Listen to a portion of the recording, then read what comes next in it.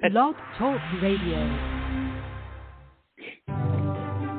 Live from Washington, D.C., it's Quintessential Listening, Poetry Online Radio. Now, here's your host, Dr. Michael Anthony Ingram.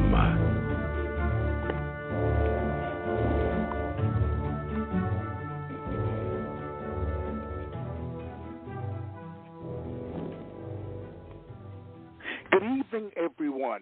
This is Michael Anthony Ingram. Welcome to the program. My very, very special guest tonight is Susan Abbott. Welcome, Susan. Well, thank you, Michael. I'm very, very excited to be here. Well, thank you. I am so Honored glad you're with me tonight. I'm really, really glad. Let's begin this journey, okay? Mm-hmm. All right. Yes. To you, what is poetry? Oh, my gosh. Poetry is so many things. That's a big question. But I think poetry is a place to explore truth and to potentiate language, to give it more power than, say, the pedestrian way of telling a story. It's a more engaged way for me. It gives me opportunity to rhyme. It gives me opportunity to use a meter and almost song, if you will. So it's potentiated language is what it is to me. That is such a beautiful statement, potentiated language. You stated that it's exploring truth. Tell me just a little bit more about exploring truth. Well, I think it gives me an opportunity to go deeper into something. When I read some of the poems, I've been living in Joshua Tree in the Mojave Desert for a number of years, and recently this summer moved back to the coast in Long Beach. And, being in the desert has its own ethic, if you will. It has its own aesthetic. It has its own own life, and it's different. And and so sitting down to think about that and bring some of the things about what that experience is, the truth of it for me. Poetry gives me the opportunity to do that. Now, why did you choose? You are the villanelle queen. Why did you choose villanelles to as a form to use? I'm really fascinated by that. Well, I think the villanelle queen is pretty premature, but I have been, because I've only been doing this since March, and it was kind of a challenge. The National Poetry Month Poem a Day Challenge was coming up, and a couple of literary venues asked for villanelles, and I said, what the heck is a villanelle anyway? I mean, I'd heard the term, and, what did it mean in terms of its structure? And so I looked it up, and I said, let me try this. And I read, some of the classic ones, like Elizabeth Bishop's one, The Art of Losing, I think is what it's called. And then, of course, Dylan Thomas's one, Do Not Go Gentle Into That Good Night. So I read those and got a feel for the form and the pattern. And then I thought it became almost a game, a cross between like Sudoku and a crossword puzzle, because you had, you had to, you had a form to fit and ways you could get certain words in, and it was just, to me, it was fun. Now, I told a friend I was doing this, and she said villanelles, when they had to write them in school, gave her a migraine. So I just okay, what's wrong with me? But it was a way for me to play, even with serious subjects, like some of my poems about grief and loss and death. And so, but it was a way to do it, and the repetition, I found, helped anchor. And I have a thought process that's all over the place, and I was kind of grateful to have a form that gave me, that gave me structure. That way, all right, so I could be, specific and get certain lines down, and if I could get a good couplet with something to stick in the middle that could rhyme, I was doing good. And I was doing pretty good there, getting couplets for the opening and the first and third lines that repeat. So I just took off and made myself do it during the month of April. And when April was over, I kept doing it, though not every day. But and so it's just And so what I found was I have these poems, these thoughts that go all over the place. So the villanelle form gave me a structure, and then after 90 days, I've got 90 poems that are all over the place. Oh wow! Wow! So wow. Well, I stick by what I said. Trying to make a book. You'll be in the queen. Yes. Yeah. It will be a book of villanelles. Yeah, mostly. I'm going to come out with a short chapbook, probably the first of the year, and it's called The Everyday Holy of We. And I'm also an artist, a painter, and illustrator, and so it's a combination of my art with poems.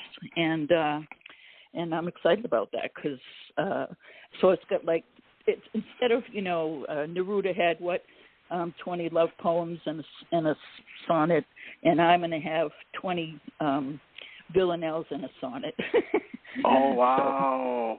Well, your artwork that I've seen is beautiful, beautiful. Well, You're extremely talented. Thank you. I wish we could put some of it up to show in the airwaves. Yes, but please share a poem. Please share a poem. I'm going to share a desert poem, and it's called Pilgrim's Villanelle. Who comes to the desert walks on their knees, with heart dismantled and frayed, is fully stunned by the Joshua trees, a place to forget and listen to bees, remember how fervently you prayed. Who comes to the desert walks on their knees, fellow travelers, makers of all artistries, worshippers, wanderers, strayed, all fully stunned by the Joshua trees. To behold what the Milky Way sees, night sights, the city lights downplayed. Who comes to the desert walks on their knees. Free your demons, the desert decrees. Free your mind, if your cards are well played. Marvel at the astonishing Joshua trees. The landscape of many personalities will strip your every charade. Who comes to the desert walks on their knees to be redeemed by the Joshua trees. Thank you. That was beautiful. Thank you. Beautiful. Thank you. What are some of the predominant themes of your work? Well, a lot about women, real women in my life, mythical women, iconic women. The new book is going to be having a lot of that. I have one piece that's about Miriam, who's Miriam's daughter, and so themes from, say, biblical women, mythological women, beings like that, plus people like my mother and my aunts and my sisters. Also, nature is a big theme. Grief and loss is a big theme. Being in the desert. And some things are just funny. Like I have a little piece about my grandfather who played the saxophone. I have some funny. I also realize that I write a lot of occasional things like we had a boat of an Olivia cruise come through the town I lived in, Juneau, Alaska at the time, and I wrote a ballad to that. And, so I wrote a ballad to a coworker who, when I worked in Alaska, and his was like sort of, come listen to my story about a man named Dave, about the wolves he'd kill and the caribou he'd save, and it was kind of sing-songy, like, come listen to my story about a man named Jim, Right. Exactly. So I would do things like that occasionally that are fun, and yeah, so. Oh, yeah, I mean, I'll take on news topics, and I'll take on, social justice things. I'll take on the weather if that's what's happening, All right, So, all right. Now, how does a poem begin for you? With an idea, a form, or an image? Well, all of the above. All right. I got to say that because being an artist and a poet, something strikes me. You see some roadkill, and that's an image, but I saw it today, and I want to go home and maybe write about it, or the way the trees are blowing today, or the cactuses are in bloom, or something you saw out the window, or you didn't see out the window and wished you did.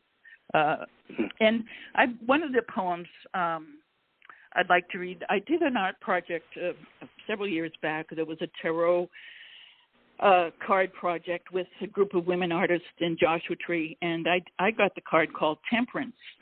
And I went through quite a process to decide what to make of that card. And the traditional figure is it's sort of a wan, white, androgynous robe, kind of asexual robed being with wings. And I wanted something different.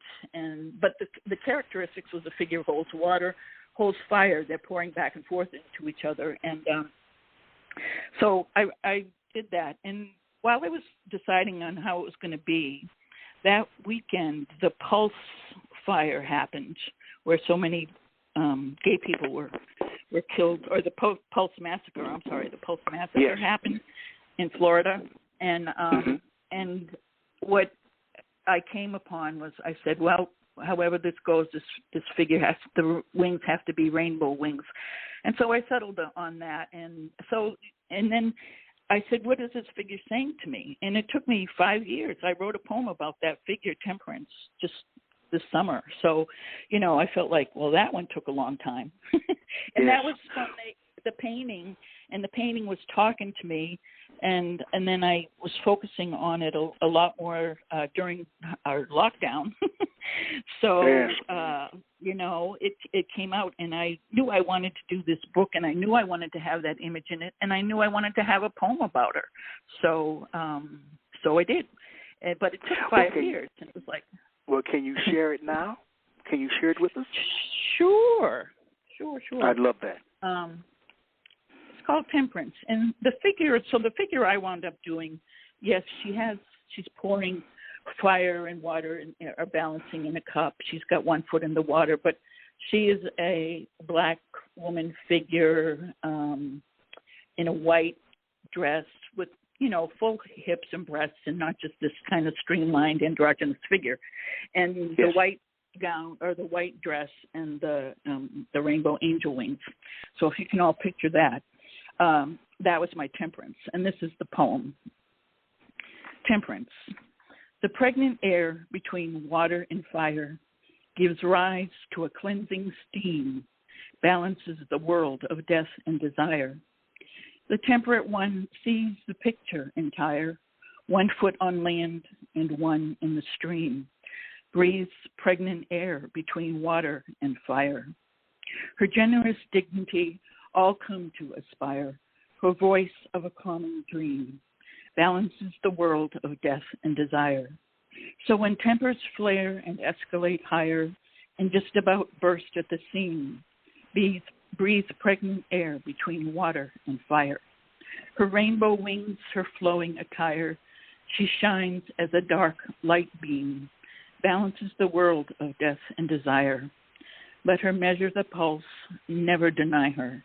May all the addictions come clean. The pregnant air between water and fire extinguishes the world of death and desire. Thank you. That was very powerful. Very powerful. What was an early experience where you learned that poetic language had power? I love that question. We had a book in the house I grew up in, and it was like, one of those children's verse books that had an array of things, like it had some Rudyard Kipling things, and it had some Lewis Carroll things. and Mother Goose, of course, and some Grimm tales. And I remember there was a group called the Goops that we learned about. The Goops were teaching us manners. They, it was just these were poems like from the 1890s to the 1930s that some British guy wrote, and the Goops were these, kids that had bad manners, and it was to teach you don't eat your knife, you don't use yours to eat your peas and things like that. So I just remember those being very funny and fun, and and so it's like it was a playful thing to me, and I think that's what got me. I also grew up in the Boston area in New England, so we had a fair smattering of Longfellow and This Is the Forest Primeval and Emily Dickinson and Emerson, Thoreau, those guys. So I think those were some of the earlier influences that I recall for poetry anyway. All right, very nice, very nice. Does writing, based on what you've written and will write, does writing energize or exhaust you? Mostly it energizes me. Tell me more. It exhilarates me. Well, just that I feel when I do something and it comes off well, it makes me happy. Mm-hmm. And most of the time I do, so I'm pleased about. I mean, it's work. I'm not saying it isn't work, but at the same time, the end result has most of the time been worth it, and I come up with something that pleases me. And so, what can we say? Self-stimulation here. All right. Please share another poem. I want to spend time with your poetry. Okay. This is another one in the female lineage. It's called She the Undoer of Knots, and I'll just say a little preface about it. I don't know if you remember when the Pope came a couple of years ago, and he's from Latin America, and Mary the Undoer of Knots is a big figure in Latin America. Mary, the Blessed Virgin Mary, is also the undoer of knots, and I was quite taken by this figure. There was a group of nuns that had done a little shrine along his route for him to stop at, which he did, and so this was a new figure to me, and I was very taken by her. So she was very goddessy. So this is called She the Undoer of Knots, and this is some of her iconography. On lunar crescent, she rides through the sky, untangling tangles and knots in the way. Resolve through her hands, go free and fly. Earthly energies, when you're hung out to dry, all pleasure in life held at bay. On lunar crescent, she rides through the sky. Why complicate things that do not apply? Bring those woes unto me, I say. Resolve through my hands, go free and fly. My fingers are nimble. Let me give this a try. Loosen the threads that knot up your day. On lunar crescent, I ride through the sky. Each cell is star stuff. My light burns high.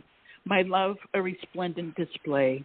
Resolve through my hands, go free and fly. To undo your knots and let your eyes cry. I witness your difficulties and I pray. On lunar crescent, I ride through the sky. Peace comes through my hands. Now fly. Wow. There's a lot of emotion in your writing, Susan. Mm-hmm. Yeah. A lot of emotion. Do you think that someone can be called a poet if they don't feel strong emotions?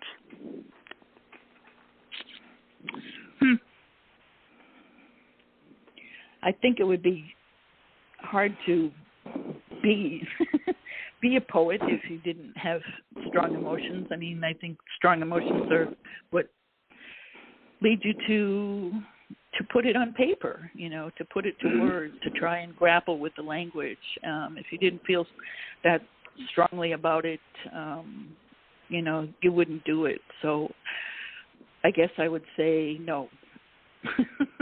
No. Okay. Well, let's take a brief break and we'll be right back. Okay.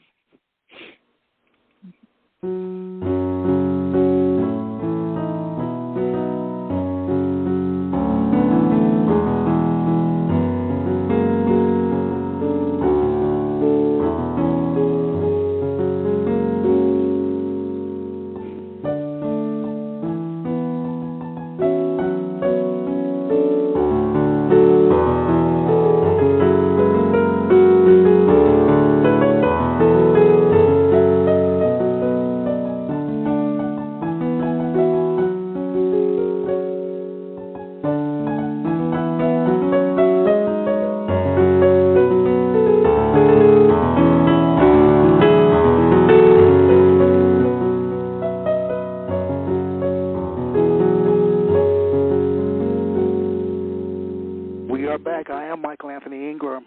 I'm here with the incredibly talented Susan Abbott. Please share another poem. Let's see. I'm going to share a poem, a funny one. It's called Madame Calmont. Madame Calmont, I don't fuss about sags and bags on the eyes. I have only one wrinkle, and I'm sitting on it. The secret of beauty is funny and wise. I know, I have a hard time not laughing at my own things sometimes. I'll start over. I'm sorry. Now you know it's a coming. personal problem. Yeah, I'm sorry. It's okay. We're supposed to have fun, right? Yes. Madame Calmont, I don't fuss about sags and bags on the eyes. I have only one wrinkle, and I'm sitting on it. The secret of beauty is funny and wise. I love to drink wine, eat my cakes and my pies, love my whole life, and from where I sit, I don't fuss about sags and bags on the eyes. Neither do I fuss about arms and thighs. Old legs of iron, now rusty and buckled a bit. The secret of beauty is funny and wise. Take pleasure in life whenever it does arise. Love a good long pull on my cigarette. I don't fuss about sags and bags on the eyes. I took up fencing in my 80s, learned something new for the fun of it. The secret of beauty is funny and wise. At 122, I know how time flies. I have only one wrinkle, and I'm sitting on it. I don't fuss about sags and bags on the eyes. The secret of beauty is funny and wise. Thank you. Now that it took me several times to read that before I didn't crack myself up. So I totally, I appreciate your response. Yes. But Madame Calmont is a role model, I think. So these are now, the kind Madame of, Calmont, was she French? Yes, that's why we call her. I remember her. Well, I don't remember her personally, but I remember her story. She was 122 years old. Yes, yeah. She lived to be 122. I think she died at 123. Yeah, and these were just some. Now this is a poem that came from just snippets of an interview with her. That most of this stuff is what she said. Like, I have only one wrinkle, and I'm sitting on it. When I heard that line, I just said, I have to. I just have to, and that it, So I played with my rhyming and some of her words, and here we have a little villanelle from Madame Calmont. Oh wow, very nice, very nice. Some poets claim that a poem is like a living creature. Once it's out there, there's not much you can do to correct or improve it, while others edit meticulously, not leaving much from the original draft form. What is your take on it? Well, my take is that can go both ways, Okay. Sometimes things come out pretty close, like Madame Calmont came out pretty close, as is, as I read it. I think I changed maybe 2 words, and I've had several people, read at this is part of the manuscript, read the manuscript and, tweak some spelling and things like that. But, for the most part, that came out whole and good. And other things, I really like, what's this word? I know there's a really good word for this, and it ends in IDE, and it'll come out, 3 weeks later, and I'm like, that's it, So that's why I say it can go both ways when, All right. to, editing. Yeah. Okay. All great writers have great writing influences. Who are some of yours, and what makes them great in your eyes? Well, some of mine, I forgot to mention when you said childhood influences, the Bible, and particularly I want to say the Psalms, the Song of Songs, things like that. So whoever wrote those has my deep respect and admiration. And who else? I grew up in an era when people like Ginsberg and what's his name? Gary Snyder. When I first went to college, those were the poets that were being read. And in New England, of course, Anne Sexton was there, and I've admired her work. And, who else? More recently, I want to say more recently, but it's been a 40-year journey, was the poet Muriel Rukeyser, yes, who just embodies so much to me of being, being queer and being political and being social justice and being funny sometimes and being serious and being challenging. I mean, she has some lines in there that have set me on almost, a koan for my, since I heard of her, and I was, so, and other things, I also came of age in the San Francisco Bay Area.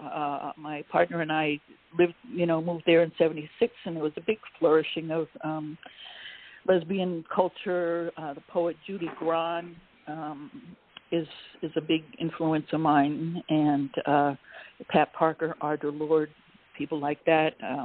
Got to study in the heyday of San Francisco State in the Women's Studies program, and Gloria Anzaldúa was there. Sherry Moraga was a classmate of mine. So that was kind of some of the mix I came of age in and influenced me.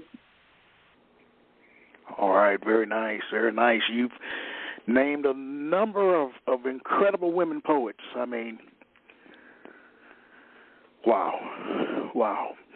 When you think about a poem, okay, we're gonna make a cake. All right. Okay. Let's bake. We're gonna bake. Make no mistake, we're gonna bake. We're gonna bake. If we look at a poem as if it's a cake, what are some of the prevalent ingredients that go into making this cake? Oh, well, a cake's got to be sweet. Yes, it does. So however you want to take it, maple syrup. Let's see, what would go into it? Sincerity. Sincerity. All right. What else? Sincerity. Some good bones. I want to say bones and cake. I mean, some good flour. Something that's gonna make it, give it substance. So, what is your substance? Is it a worthwhile thing? Like Madame Calmont. That was funny, but her own meditations on life, and to say I have only one wrinkle and I'm sitting on it, it's like, well, you could you could really just kind of say, so a piece of that to me would be humor. Okay. Not always, but something, particularly for a serious subject, if there's something that can lighten it up. Because I find sometimes I go to poetry things and I'm like, it's just burdensome, I mean, heartfelt, but it's like I'm falling asleep. I'm losing my interest. So what are you doing to keep me interested? Writer, poet, engaged. Yeah, exactly. And sometimes the style of reading is, that they're looking down their nose the whole time, and there's no eye contact with the audience. There's no all that kind of thing. So what else in a poem? The poem cake. That's a good question. I'd like to think more about that. But I would say sincerity, and some passion. Some passion about what it is you're doing. Yeah. I'm going to you stop and notice some things that other people might not notice. I agree with that. I'm also going to throw in the title. The title.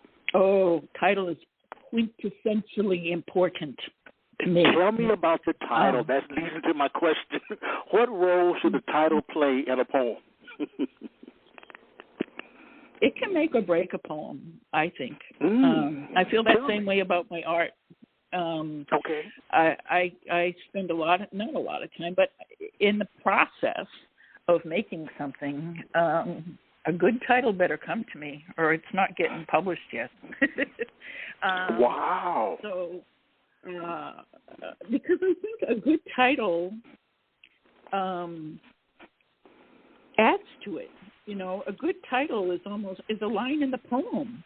So it's not. I mean, with these villanelles, I was cranking them out, and I just said, I was not imaginative, particularly with the titles. I will admit. So I would say, oh, this is the Temperance villanelle. This is Madame Calmont's villanelle. This is, and I finally this is a Crohn's villanelle, and this is the Map villanelle, and I just dropped the word villanelle, and I said, this is the window. This is inquiry, and so, I just think that the poem the title makes or breaks it, and it adds. All right. If you've got a good title, it adds a lot. I don't like seeing paintings called Untitled number 1, Untitled number 4. Be with it and tell me give me a little more information. Well, yes. That's how I feel. Yes. That's my take. Yeah. Please share another poem. Let's see. Now, this is, okay. So talk about titles and lack of imagination. I called it Yes, Villanelle, but I've got it just down to yes. Yes. Okay. And all those days your eyes said yes, sure of hand and heart and mind. Never did I question, never did I guess. We took to the road headed northwest, not knowing what we might find. And all those days your eyes said yes. And all those nights held close to your breast with limbs and dreams entwined. Never did I question, never did I guess. Assuredly, when it came time to undress, the world and its planets fully aligned. And all those days your eyes said yes. So many times when life was a mess and the joy of our home undermined, never did I question, never did I guess. The road we took, it was traveled less, for we were two of a different kind. For all those days your eyes said yes, never did I question, never did I guess. Thank you. Your work is exquisite, Susan. Thank you, Michael. Appreciate that. I really, really mean that. They say that to see the world with complete honesty, one should look to comedians, artists, and poets. What do you think emerges naturally from your work? What emerges from you? Humor. Humor comes naturally. Also, I think I have dealing with grief and loss has been an ongoing thing, and more recently, in the last 4 or 5 years especially, my partner of 44 years got sick and passed away 3 years ago, and the last 2 years, of her life was a lot in caregiving. And I have been a hospice chaplain a decade before that, so I think my own dealings with illness, I'm a cancer survivor and doing good, but when you have the C word tossed your way, it kind of makes you look at your mortality a lot differently than when it's not tossed your way. So, and I also deal with the chronic illness of Crohn's disease, and so, that little big death guy is on my shoulder all the time, and I'm very aware of it. So, it comes into my work. Who are you as a result of your work? Do you live your life as if it's a poem? That's my question. Do you live your life as if it's a poem? Well, I think the poem in terms of a poem like Chop Wood, Carry Water, a very practical and dreamy. I don't know. It's like a mix of these things. I feel like, as a Whitman said, do I contradict myself? Well, then I contradict myself. And so I have all of that, I think, of the poet and the pedestrian are not separate. You know, all poets have several words that come up over and over and over again in their work, words that they just can't help but use. What are three of your absolute favorite words to use in your work? My absolute favorite. You know, I was noticing, well, putting a manuscript together, you begin to notice these kinds of things. Okay. And so I have a lot of wings and flying in my poems. So air element, sky element is there quite a bit. And let's see what else. Things about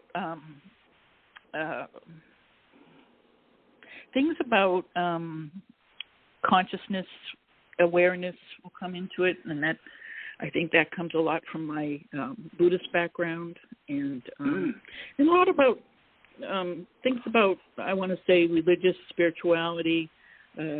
Imagery comes in, and particularly in terms of strong female figures. But a particular word, that's, I don't know. That's another story, I think. Yeah, no, I want to say flying and flight comes in a lot. That's probably the main thing that I'm thinking of right now. That when you asked off the cuff about that. All right. Traveling, so the road. Traveling, okay, the open road. You know, so much has happened or is happening in this world that we live in. The good, bad, and indifferent of it. What do you view as being the role of a poet in modern-day society? Wow. Well, we see more and more poets. I'm thinking particularly of Joy Harjo right now. We're having a big read event in up in the Morongo Basin in the desert, and we're reading her book, or her book, American Sunrise, and I think of how she's, been an advocate for indigenous people, for Native Americans, and that's an important role. And to see her in the role of poet laureate of the country is like, it's like seeing Deb Haaland as Secretary of Interior. And so it's. I think for the poets that are moving and shaking in those directions and going in sort of the depth of their personal life. I mean, Joy Harjo plays saxophone, isn't? That's so cool. Does she? But she, I didn't know that. Yeah. She plays jazz. She's a jazz musician and has a band. Oh, wow. So she puts her music out and she's going around, talking about murdered and missing Indigenous women and reparations and what happened at the residential schools and all that, So it's like she's coming into this moment that I think that at least in Canada and the U.S. that we're having to reckon with, and using the platform as poet laureate to do something with that. And we're seeing more of that, like somebody like Amanda Gorman, can powerfully persuade and be a flashpoint of change and what we can arise to and better ourselves. So, and inspire. I feel inspired by some of the poets that I'm seeing these days, and I want to continue, more than say I'm inspired by, I don't know, the bankers.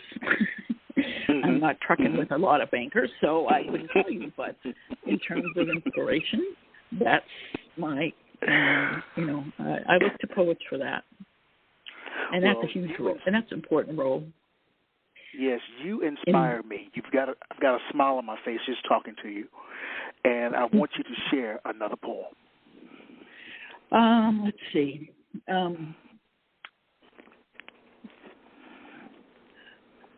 This one is about my mom, and it's just called, it's a Escape Villanelle, but no, just Escape. She packed up her babies and she ran, determined to never look back. Took a train far away from that man. The marriage wasn't according to plan. He wasn't so great in the sack. She packed up her babies and ran. Mean and abusive, he got out of hand. The broads and the booze behind her back. Took a train far away from that man. Under the gun, you do what you can. Shift gears to divorce on fast track. She packed up her babies and ran. Left all the knitting, didn't wash that pan. Didn't worry about what she may lack. Took a train far away from that man. To hell with the homestead free land, that dream of Alaska's outback. She packed up her babies and ran. Took us away from that man. Thank you. That's a powerful poem in itself. So that's one of my piece of my mom's story, piece of our story. Yes. What makes a poem good? I'm sorry, I interrupted. I'm sorry. No. Go ahead. No. Go ahead. I was asking I got my question. next poem lined up. Okay. Okay. So what makes a poem good? I know it's a very subjective question, but when you think about it, what makes a poem good? I have one of my mentors would always say about a work of art and a poem or whatever. She would say her criteria, and I'm tending to agree with it, was did it get you wet? Did it make you cry? Did it make you juicy? What was the juice in it? And if it's doing any of that to you physiologically, it's good. So I'm looking for that kind of response in something. Not that other stuff that doesn't do that isn't good, but, in terms of does it get my juices going? And that's the fluid in me saying, what's the fluid in this work, and does it move me that way? Now, do you prefer one over the other, poetry or the art? Which do you have a preference, or is it like you like both the same? I do love both. I'm wishing I was more of a poet, really. So I've been spending more time with that this year. I went, after my partner passed away, I went on a year-long trip, and it was a wonderful experience. I went to all these places that we had wanted to go together, and she couldn't go, and reconnected with family I hadn't met, and places that were, kind of places of pilgrimage to me, to us. And so, now why am I telling you this? Because the poems that I wanted to write about that, and I wrote something. I did write something, but I wasn't happy with it. I can't say I wasn't happy with it. I wasn't done. I didn't feel done, and I'm still not done. And I've written in this new book. There's several pieces that are about our life, and in fact, I never did write her an obituary, and I feel like the pieces that are about our relationship in this are a way to honor her and that relationship. And so, I feel like I wish I was a better writer, a more frequent writer. It takes a different kind of time. I feel like I can sit down before a blank piece of paper with my paints and my colors and let what comes. I might have some preconceived ideas about what I want, but I let it talk to me, and I don't feel quite that free with the writing yet. So okay, I'm getting there. But I love them both, and Well, do you think you were meant to be a poet? Yes. Oh, tell me more. I do. Well, I think there are certain things that you're born with, and a proclivity for language and the playfulness that it can come about through poetry, through the song of it, the rhythm of it. I love that.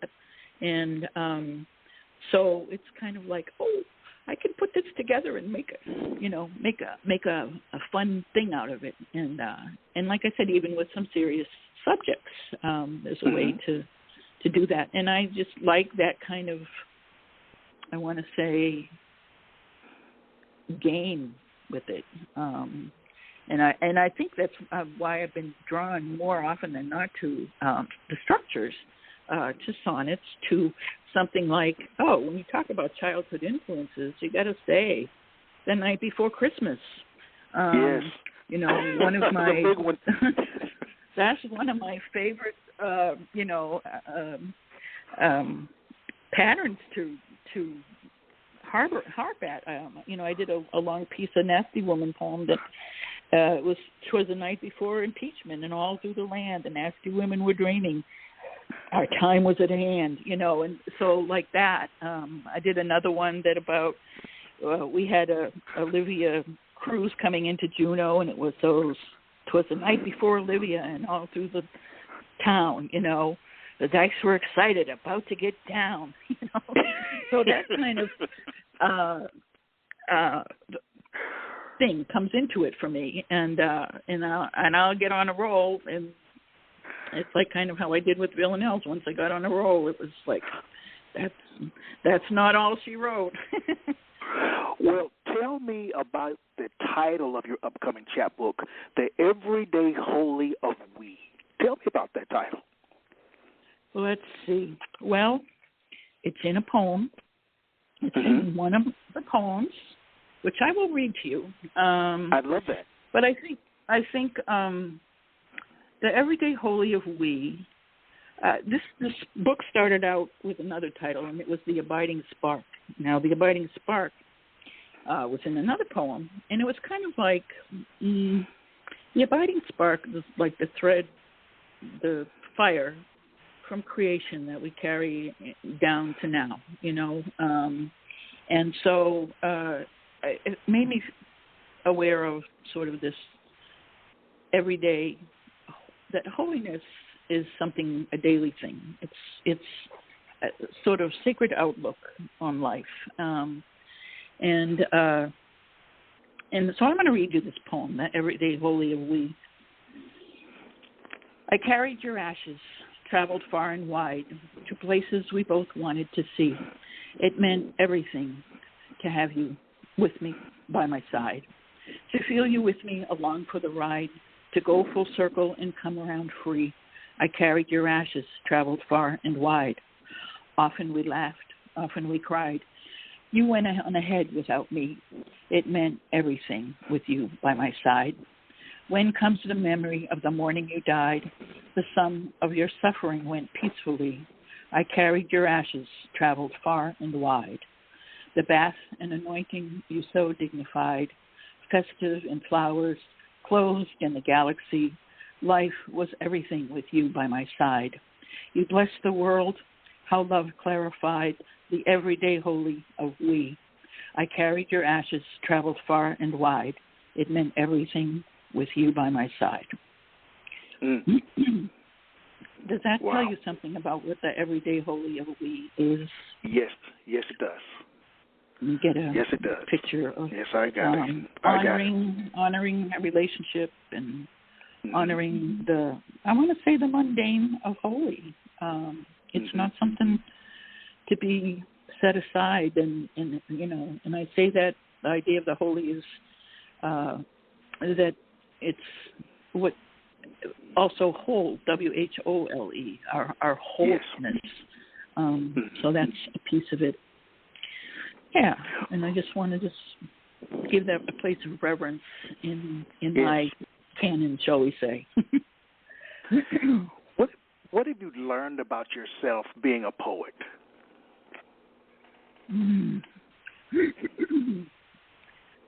Let's see. What have I learned about myself? What? I'm sorry, what was the last part of it? What has surprised you the most about being a poet? Either one of those will work. I think something that surprises me is how much we're able to touch other people through poetry. Okay. And in some ways that I wouldn't be able to in an ordinary conversation. It's in a way, it's like teaching. You don't know sometimes how it fans out and influences people or touches people and maybe makes them think more deeply about something similar in their lives or something different in their lives. So the reach of it surprises me, when somebody comes up and says, oh, I did this because of that. And it's like, really? So that surprises me. Also, I surprise myself like this whole villanelle thing is a surprise. I never would have thought I'd be doing these. And there's a part of me that says these are silly, and there's another part of me that says, oh, wow, you touched something in yourself here that you want to share with people. So you just hope that that the sharing opens up something for other people as well. Wow. Nicely stated. Writers and poets write for a myriad of reasons, and you may have already answered this, but I'll go over it one more time. Right. Some write primarily to speak a message to their audience. Others write because to stay silent is not an option. Why do you write, Susan? Right. I think staying silent is not an option. And I must say I'm very good at silence. Okay. And I say that in terms of time spent meditating, in retreat. One of the poems of this series is called Hermitage. And when Dee Dee and I moved to the desert, we lived 15 miles out of town, pretty remotely. And, so we had this hermitage kind of experience for a couple of years. And even, it being in lockdown, it's like, well, that's kind of a hermitage experience. And I was living alone. And so it's the silence is, I can do that. But there is this thing where I need to express and I want to share it. And I think there's a lot of me that's a natural teacher. And so this is a way to do that, so just share life and not be silent about it. And there's a lot of crap going on in the world, as you know, that, yes. A lot of, sometimes I take up topical things in my art and in my poems of what's going on in the world, the murdered and missing Indigenous women. That's a piece of, one of my poems in this series. And so when the verdicts came down this summer, I'm blanking on the name, but I did write a piece about that too. So all these things that come up, the nasty woman. I wrote a long nasty woman poem when Trump was elected and in office, and that was a good rant. So sometimes I just, you need to get it out. Yes. Yeah. So yeah. Well, we have time for one more of your pieces as we close out our journey together. Please share one more before we go. One more for the road. Well, Michael, I'd really appreciate having this time with you, and thank you for your wonderful conversation as well. This one is called Inquiry. Down to the bare bones, that specter of you, trying on death till it fit like a glove, asking, where should I be? What should I do? I sit at the table, sip the morning's brew. No escape from that, no escape from that sword looming above. Down to bare bones, that specter of you. Your appetite gone, gait shuffling your shoe. Flowers fade in your hair, plucked from the grove. Asking, where should I be? What should I do? Nerves all unraveling, gone is their glue.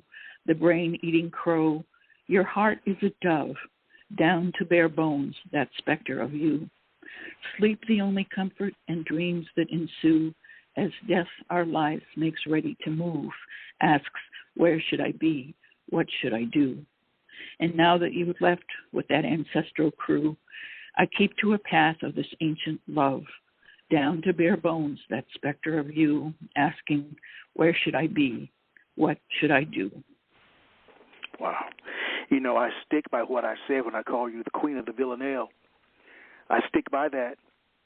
Well, I guess I've shared. I thought I'd read some other things, but the villanelles all came through, so I have plenty of them. Yeah. So there. Susan Abbott, I don't know what to say. You've been an incredible guest. I like you so much. Well, I don't even know you, but I like you so much. Well, good. I like you too, so let's be friends. It's true. We're friends now. Yeah. Well, so when I see you at Cultivating Voices, I'm going to wink at you or something, or send you a private message. Please wink at me. I'd like that a lot. I don't want us to end, to be honest. I want to hear more and more and more about your stories. I really do, but time is just of the essence. I know. Well, I want to say do it thank again you. Sometime. We will. I'll invite you back in 2022. Once your chapbook is out there, I'll invite you back. Okay, just let me know, okay? Yeah, we'll do. I would love that. We'll do that. I love it. All right, Michael. I love it. Thanks so much. All right, take care. I love you too. All right. You too. All right. Bye-bye. All right, everyone. We've had a wonderful program. I'm so glad that you had an opportunity to listen in. I'll be back next week with another artist, and we'll go from there. So be safe, and as I share every week, let poetry ring.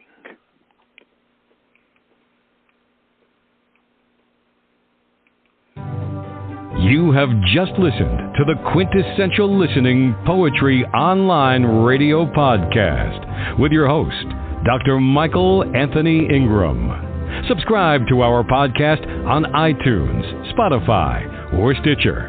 And make sure to catch our next episode.